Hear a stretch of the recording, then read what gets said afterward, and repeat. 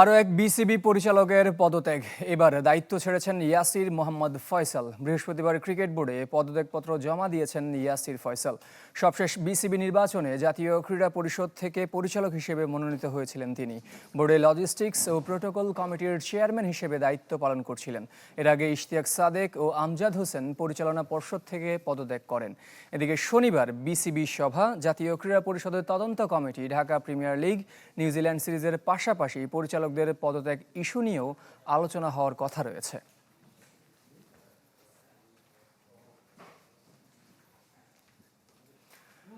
মিরপুরে শেষ হয়েছে ক্রিকেটারদের ফিটনেস ক্যাম্প। শনিবার থেকে শুরু হবে স্কিল ট্রেনিং। 3 ফরম্যাটের 37 ক্রিকেটার অংশ নেন এদিনের অনুশীলনে।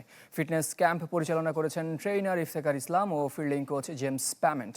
কড়া রোদে ক্রিকেটারদের ফিটনেস সক্ষমতা যাচাই করা হয়েছে। তপ্ত রোদে বালুর মধ্যে হাঁটাসহ বিভিন্ন ড্রিল করতে দেখা গেছে ক্রিকেটারদের। শরীরের ফ্যাট রেট কমাতেও নানা কৌশল শেখানো হয়েছে। শনিবার শুরু হবে স্কিল ক্যাম্প, চলবে 13 এপ্রিল পর্যন্ত। তারপর নিউজিল্যান্ড সিরিজের দল নিয়ে আনুষ্ঠানিক প্রস্তুতি। স্কিল ট্রেনিংয়ে যোগ দেবেন বাকি কোচিং স্টাফ।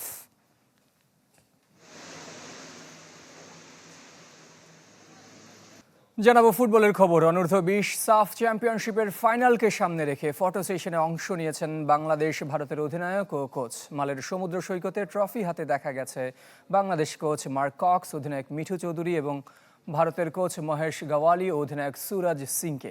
একই দিনে শেষবারের মতো অনুশীলন করেছে দুদল। গ্রুপ পর্বের দেখায় 1-1 গোলে ড্র হয়েছিল ম্যাচ। ভারতকে হারিয়ে শিরোপা পুনরুদ্ধারের চ্যালেঞ্জ লাল সবুজ প্রতিনিধিদের। ফাইনালে নিজেদের সেরা খেলা উপহার দেওয়ার প্রত্যাশার কথা জানিয়েছেন কোচ ও অধিনায়ক।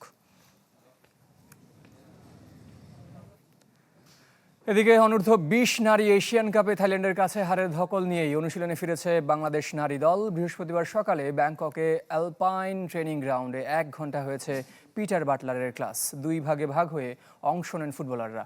শুধু রিকভারি সেশন করেছেন থাইল্যান্ডের বিপক্ষে খেলা ফুটবলাররা। স্কোয়াডের বাকিদের নিয়ে হয়েছে পূর্ণ অনুশীলন। শনিবার দ্বিতীয় ম্যাচে চীনের মুখোমুখি হওয়ার আগে আরও 1 সেশন প্র্যাকটিসের সুযোগ পাবে টিম বাংলাদেশ। থাইল্যান্ডের কাছে হারলেও এখনও নকআউটের স্বপ্ন বেঁচে আছে আফিদা অর্পিতাদের, যা সত্যি করতে আত্মবিশ্বাসী প্রথম ম্যাচে জোড়া গোল করা স্ট্রাইকার সাগরিকা। টিম সাপোর্ট দিছে দেখে আমি ভালো গোল করতে পারছি, তো অনেক ভালো লাগতেছিল। কিন্তু ম্যাচটা হারে যাওয়ার পর পরের ম্যাচের জন্য অবশ্যই প্রস্তুত আছি। আমরা সবাই চেষ্টা করব ভালো কিছু করার জন্য। ইনশাআল্লাহ ভালো কিছু করে মাঠ থেকে ফিরবো। সর্বাধিক 14 মুসলিম সংখ্যাগরিষ্ঠ দেশ এবারে বিশ্বকাপে অংশ নেওয়ার অপেক্ষায়। সবচেয়ে বেশি 6টি করে দেশ এশিয়া আর আফ্রিকা মহাদেশ থেকে। তবে আমেরিকার 2 মহাদেশে সংখ্যাটা একেবারেই শূন্য। অসংখ্য তারকা মুসলিম ফুটবলারের পাশাপাশি এবার 4 দেশের কোচের দায়িত্বেও মুসলমানরা। ফুটবল ধর্ম মানে না, দেশ মহাদেশের দূরত্ব ভুলিয়ে দেয়, ভাষার বিভেদ যেখানে গৌণ।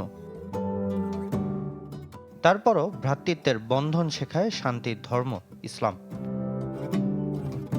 এবারে বিশ্বকাপ হতে চলেছে মুসলমানদের জন্য ইতিহাস গড়া। কেননা সবচেয়ে বেশি 14 দেশ অংশ নিচ্ছে গ্রেটেস্ট শো অন আর্থে। Saudi Arab, Iran, Iraq, Qatar, Jordan যেমন স্বঘোষিত মুসলিম দেশ, তেমনি তুর্কি, মরক্কোর মতো আধুনিক সংস্কৃতির দেশও এই তালিকায় আছে।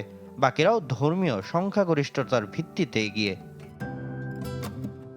বিশ্বকাপে এবার দল বেড়েছে, তবে আগের 2 আসরের তুলনায় মুসলিম দেশের সংখ্যাটা বেড়েছে আরও বেশি।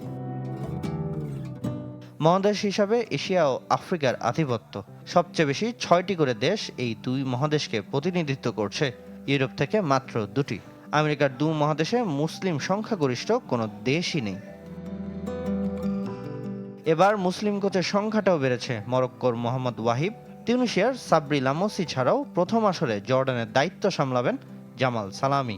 আর যুদ্ধবিধ্বস্ত ইরানের ডাগআউটে দেখা যাবে আমির খালোনইকে। দেশের চেয়েও মুসলমান ফুটবলারের সংখ্যাটা অনেক, বিশেষ করে ইউরোপে, যার সিংহভাগই আবার ফ্রান্সে। ওসমান দেমবেলে, ইব্রাহিমা কোনাতে, জুলস কুন্দে ছাড়াও উইলিয়াম সালিবারা মুসলিম। তবে এবারে বিশ্বকাপের সবচেয়ে বড় তারকা স্প্যানিশ লামিন ইয়ামালও একজন মুসলমান। জার্মানির 2 ফুটবলার জামাল মুসিয়ালা ও অ্যান্তনিও রুদিগারও এই তালিকায়। মরক্কোর আশরাফ হাকিমি ও হাকিম জিয়েক মাতাবেন বিশ্বমঞ্চ। হতে পারে এসব মুসলিম ফুটবলারের কারো হাতেই উঠবে স্বর্ণালী ট্রফি। যেমনটা উঠেছিল 98 আসরে জিনেদিন জিদান ও ইউরি জোরকায়েফের হাতে। 2014 বিশ্ব চ্যাম্পিয়ন জার্মান দলে তারকা মেসুত ওজিল ও সামি খেদিরাও মুসলিম। 2018 বিশ্বকাপ জয়ী ফ্রান্স দলে মুসলিম ফুটবলার ছিলেন 7 জন। পল পগবা, এনগোলো কন্তে, ওসমান দেম্বেলেরা উঁচিয়ে ধরেছিলেন বিশ্বসেরা স্বীকৃতি। সামি নিয়াসার, চ্যানেল 24। এদিকে টানা তৃতীয়বার বিশ্বকাপ খেলতে না পারায় ব্যর্থতার দায় নিয়ে ইতালির ফুটবল ফেডারেশন প্রধানকে পদত্যাগ করতে বলেছেন দেশটির ক্রীড়ামন্ত্রী। তবে তা নাকচ করে দিয়ে উল্টো রাষ্ট্র ফুটবলের পাশে নেই বলে মন্তব্য করেছেন এফআইজিসি প্রধান। এদিকে রাগে ক্ষোভে ফেডারেশন ভবনে ডিম ছুঁড়েছেন সমর্থকরা। ইতালি এখন বেদনার মহাকাব্য, যেখানে আজজুড়ি একটা বড় সড় ট্র্যাজেডি। বিশ্বকাপে আরও একবার দর্শকের ভূমিকায় টানা 3 বারে অধিক শোকে পাথরী হওয়ার কথা, হয়েছেও অনেকটা তাই।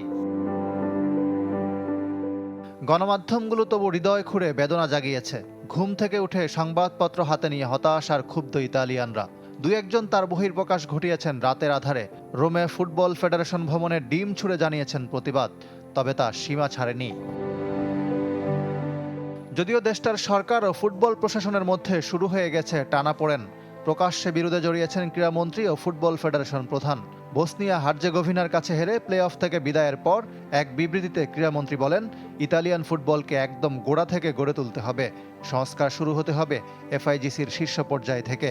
ব্যর্থতার দায় নিয়ে ফেডারেশন প্রধান গ্যাব্রিয়েল গ্রাভিনাকে পদত্যাগ করতে বললেন ক্রীড়ামন্ত্রী। তবু পদ ছাড়ছেন না গ্রাভিনা, উল্টো রাজনীতিবিদদের এক হাত নিয়েছেন। রাষ্ট্র ফুটবলের পাশে দাঁড়াচ্ছে না বলে দাবি তার। অন্যান্য খেলার অ্যাথলেটদের সরকারি চাকরিতে সুযোগ দেওয়ার প্রসঙ্গ তুলে অপেশাদারিত্বের সমালোচনাও করেন। 2018 সাল থেকে গ্রাভিনা এফআইজিসি প্রধান। গত বছর বিপুল ভোটে পুনর্নির্বাচিত হয়েছেন। পরিস্থিতি সামাল দিতে পেশাদার লীগের 3 বিভাগ, ফুটবলার ও রেফারি অ্যাসোসিয়েশনের সাথে জরুরি বৈঠক ডেকেছেন তিনি। কোচ জেনারো গাত্তুসো ও জিয়ানলুজি বুফনকে ইতালিয়ান ফুটবল ছেড়ে না যাওয়ার আহ্বান জানান গ্রাভিনা। ইকরাম হুসাইন, চ্যানেল 24। মেয়াদী প্রশিক্ষণ কোর্সের উদ্বোধন করেছেন যুব ও ক্রীড়া প্রতিমন্ত্রী। যুব ও ক্রীড়া মন্ত্রণালয়ের সভাকক্ষের ভার্চুয়াল মিটিংয়ে যুক্ত হন প্রধান অতিথি আমিনুল হক। এছাড়া উপস্থিত ছিলেন মন্ত্রণালয়ের সচিব মাহবুবুল আলম। আয়োজনে ভার্চুয়ালি অংশ নেন জেলা পর্যায়ের ই-লার্নিং ও আর্নিং প্রতিনিধি সহ প্রায় 5,000 শিক্ষার্থী। তরুণদের জন্য কর্মসংস্থানের নতুন ক্ষেত্র তৈরি করতে ফ্রিল্যান্সিংকে অগ্রাধিকারের কথা জানান ক্রীড়া প্রতিমন্ত্রী আমিনুল হক। আগামী সপ্তাহের মধ্যে জেলা ও বিভাগীয় ক্রীড়া সংস্থার অ্যাডহক কমিটি দেবে জাতীয় ক্রীড়া পরিষদ। তারপরে শুরু হবে নির্বাচনী প্রক্রিয়া। ধারাবাহিকতায় সবশেষ হবে ফেডারেশনগুলোর নির্বাচন, এমনটাই জানিয়েছেন ক্রীড়া প্রতিমন্ত্রী আমিনুল হক। লালবাগে দেলোয়ার হোসেন খেলার মাঠ পরিদর্শনে গিয়ে নতুন প্রজন্মকে খেলার সুযোগ করে দেওয়ার আরও একবার প্রতিশ্রুতি দিয়েছেন তিনি। জাদুর শহর ঢাকা, তবে এই ঢাকায় মানুষের মৌলিক অধিকার পূরণের নেই নিশ্চয়তা। শিশুদের প্রতিভা বিকাশে নেই পর্যাপ্ত খেলার মাঠ, যা আছে তারও আবার অনেকটা অবৈধ দখলে। তারই একটি লালবাগ সরকারি মডেল স্কুল অ্যান্ড কলেজের পাশের দেলোয়ার হোসেন খেলার মাঠ। ঢাকা দক্ষিণ সিটি কর্পোরেশনের অধীনে থাকলেও সেখানে খেলতে হলে টাকা দিতে হয় স্থানীয়দের। আর মাঠের পাশে শিশুদের বিনোদনের জায়গার জরাজীর্ণ অবস্থার খবর পেয়ে প্রধানমন্ত্রী তারেক রহমানের নির্দেশে ঝটিকা সফর করেন ক্রীড়া প্রতিমন্ত্রী আমিনুল হক। ঘোষণা দিয়েছেন সবার জন্য মাঠ উন্মুক্ত করে দেয়ার। 2 সিটি কর্পোরেশন রয়েছে, তাদের সহযোগিতা নিয়ে ঢাকা মহানগরীর মাঠগুলোকে সংস্কার করার জন্য, মাঠগুলোকে উন্মুক্ত করে দেওয়ার জন্য আমরা বদ্ধপরিকর এবং সর্বোচ্চভাবে আমরা অগ্রাধিকার দিয়ে এই কাজগুলো সম্পন্ন করতে চাই। প্রতিমন্ত্রীর এমন ঘোষণায় উচ্ছ্বসিত স্থানীয় কিশোররা। তাদের দাবি আরও বেশি খেলার মাঠ তৈরির, যে বিষয়ে ইতোমধ্যে কমিটি গঠন করেছে সরকার। এই মাঠটি আছে সেটা সবার জন্য উন্মুক্ত ছিল না, তবে আজ এটিকে উন্মুক্ত করে দেওয়া হয়েছে এবং এই খবরটি শুনে আমি খুবই খুশি। আগে আমরা মাঠের সাইডে খেলতাম, একটা রোড আছে এখানে, তারপর আমরা এখানে খেলতাম। এখন মাঠটা উন্মুক্ত করে দেওয়া হয়েছে, এখন আমাদের জন্য খুব ভালো হবে। ঢাকা মহানগরী সহ সারা বাংলাদেশের মাঠগুলোকে সংরক্ষণ করার জন্য ইতিমধ্যে আমাদেরকে নির্দেশনা দিয়েছেন। একটি প্রধানমন্ত্রীর কার্যালয় থেকে একটি কমিটিও করে দেওয়া হয়েছে।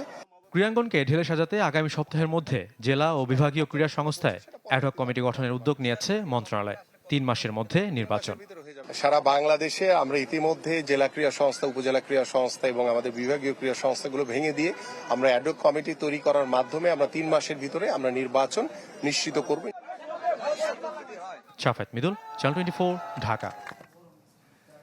এই ছিল pro sensitive white plus toothpaste sports 24 এখনকার আয়োজনের সঙ্গে থাকার জন্য সবাইকে ধন্যবাদ।